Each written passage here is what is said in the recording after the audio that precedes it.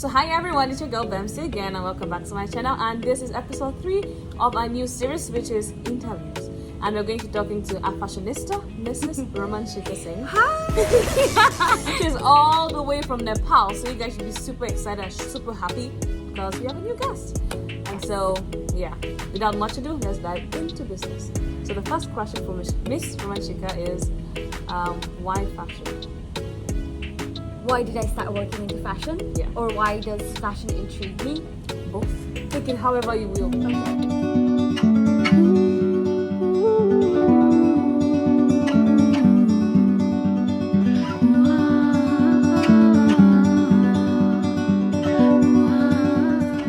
Hi everyone, my name is Romanshika and I'm from Nepal. However, I have mixed backgrounds because my mom is an Indian and my dad is a Nepalese. So growing up, I was smart kid. I mean, all brown people technically are a smart kid because we are like, ever since we are little, we are told that we have to study hard to get into good school, get into good university, get into medical school, and that's like a typical route for you, you know. So I studied hard, I had good grades, I excelled like in my extracurriculars.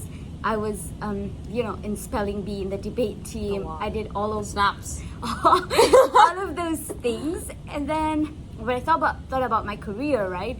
I like when people said medical school or lawyer, that didn't really make my heart happy. I never saw myself in like a white coat or like or as a lawyer, you know, that was never me. But I was always scared that I had to pursue something that I did not like. So after high school, I took a gap year and I explored the event management industry. I did events. I met a lot of new people. I tried to find out who I was.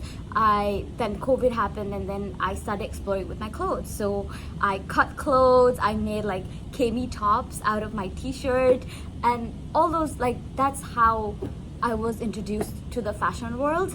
And that's when I decided that, something that really gives me happiness is just looking good. Like when people compliment me that you're looking really nice and I love your outfit, I think that's a compliment to my creativity and how I decide to style my outfit. So I was like, that settles my heart and I really want to work in that field. So I was like, okay, fashion, that's where I'm going. So yeah, here I am pursuing my unconventional career in the fashion world. And that's why fashion, because I wanted to break the stereotype of like education or like your intelligence, and with the career you choose, you can be equally smart, equally intelligent, equally outspoken, and still choose the career that you like. Nobody can decide it for you. Yeah, so I've listened to her story so many times. We're in the same cohort in the Watson Institute, but there's something that's really intriguing. So listening to your story and our cultures, it's similar in the sense that if you're not a doctor or lawyer or that kind of stuff, you're a failure. So how did you navigate communicating to your parents that I don't want to be a lawyer, an engineer, or a doctor, or technician. I want to do fashion. Like I want to work in the fashion space. Like how did you do that? So my parents, I would say, especially my mom, she isn't really very strict type. Like she's a very, she always wanted to study, like, you know, she always wanted to go for higher education, but she never got an opportunity to. So she always supports her 3 daughters that she has to like do whatever we want. I mean, she still has expectations, but then when I told her that, hey, I think I can make a really good career out of this because I really like this, she never said no. She just trusted me and she let me go with it. That's one thing that I really like about my mom, is that she has always supported me in my endeavors. She can sometimes be difficult, but like then, all parents. Yeah, like all parents. Like she'd be like, okay, so you're in fashion but you're not designing, so what are you like? And it's so hard for me to explain that the fashion industry is so much more than just designing, and you know, there's so much more, like the runway, the PR, like the like sourcing, you make patterns. It's like there's thousands of careers that go into, but people just think of it as designing. So that's the hard time I get with her, but she was never opposed to the idea of me going into another industry because she trusted her daughter with her choices. Yeah. So another question that I think would be super useful for the viewers is, as someone in Cameroon, like I was in Cameroon just like a year ago, and I was really broke. Like youths in Cameroon, we are broke. Like, that's the fact. And in many other developing countries, that's the case. So I would like to say, how were you able to like be fashionable on a budget? Yeah, that's a really nice question, because trust me, I'm super broke. I don't shop from like high-end brands or anything. Brands like high-end brands do not really like spark a light in me or anything. I'm just I would love to style like Target pants or Walmart pants and stuff like that. So yeah, thank you for asking that question. It's so funny to me because so when I started discovering closets, right? Like my mom's closet, I used to go to everyone's. Discovered your mom's closet. Like everyone's closet, my mom's closet, like my brother's closet, my dad's closet, and I used to go and I used to dig around. Like what can I find that I can style and that I see on the internet, that's something that I can style, right? So one time, like I always found these things interesting. So I found like a long blazer of my dad. Like for him it's not long, but for me it's like a dress. So I got myself a belt for like, I don't know, like $1, and then I just paired that blazer with a belt, and it looked so fancy. Oh yeah, wait, is it the and blazer there's you an used for your Instagram interview? picture in it. Yeah. Oh wow! Yeah. It really looked bougie. And Like it looks bougie. yeah, when I'm going to post this video, I'm going to tag Romanshika, so you can click it and go to her page and look at all those videos. Like in our freshman year, she made us do like a whole run show. Like you see me there, I was like, Yeah. sorry, it's so. Anyway, You were cute. So yeah, that's what I mean. Of course, we have limited resources, and we need to utilize them to the best. Yeah. So at first, so when I used to dig into my mom's closet, my dad's closet, and I used to take out things that I can style and that has like an idea in my mind. So I used to take like blazers and then belt them, and that would be like so fancy, and just wear like high boots, and there you go, rocking it, right? And then it's the same thing. Like my mom has like thousands of saris that she never wears. So I did like an entire sari video of like changing multiple saris.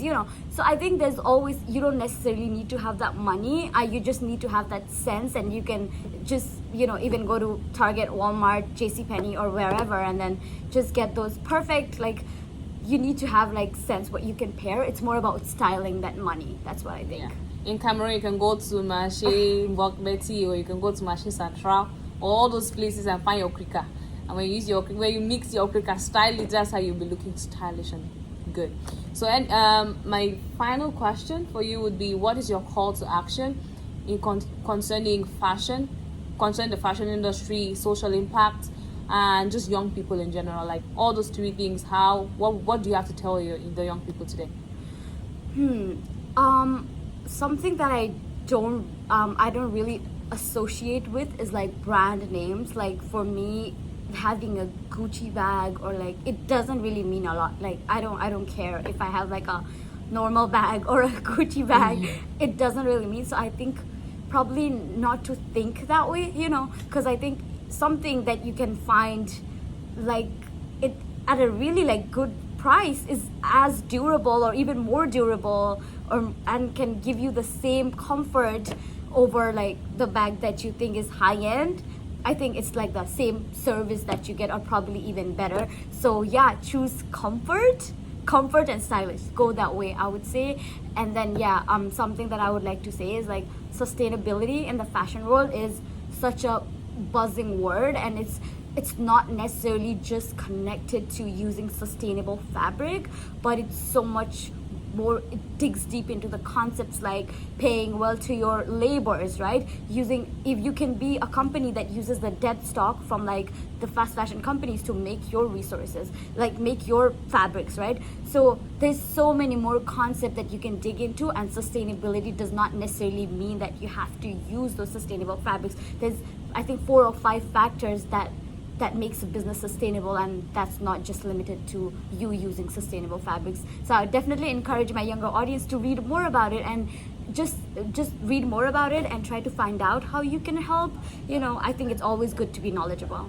Yeah. So my takeaway from this conversation is you don't need to buy from Gucci or Dior to be considered fashionable. You can go to Marché Central, as I said, and you would look as lit as anyone else. And if you're looking for fashion inspiration, I'm going to put Romanshika's I'm going to put her Instagram in the description below, so click it and then get inspired. And apart from that, if you watch this video, I just want you to go home thinking you can do anything. You can defy the status quo like Romanshika did and follow your passion. You can be fashionable on a budget, as Romanshika said, and sustainability, like educate yourself on sustainability. And if you're thinking of getting into the fashion space, you can be anything within it. You don't necessarily need to be a designer. So I hope you gained a lot from it. And my only call to action would be, please subscribe to my channel and stay tuned for more content like this. So thank you and adios. Thank you, guys. We had a conversation backstage and we decided to include it to our video. And so now I'm going to be asking Romanshika about what she thinks about fashion for men and women. Is it different or is it the same?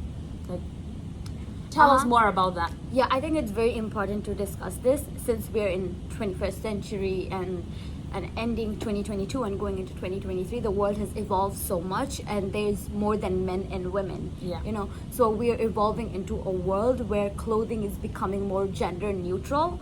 So I don't shop in just women's section. I will look into men's section. I will look into kids section. Yeah. I will kids look section, everywhere. it's cute, bro. So I think we should promote more gender neutral clothes.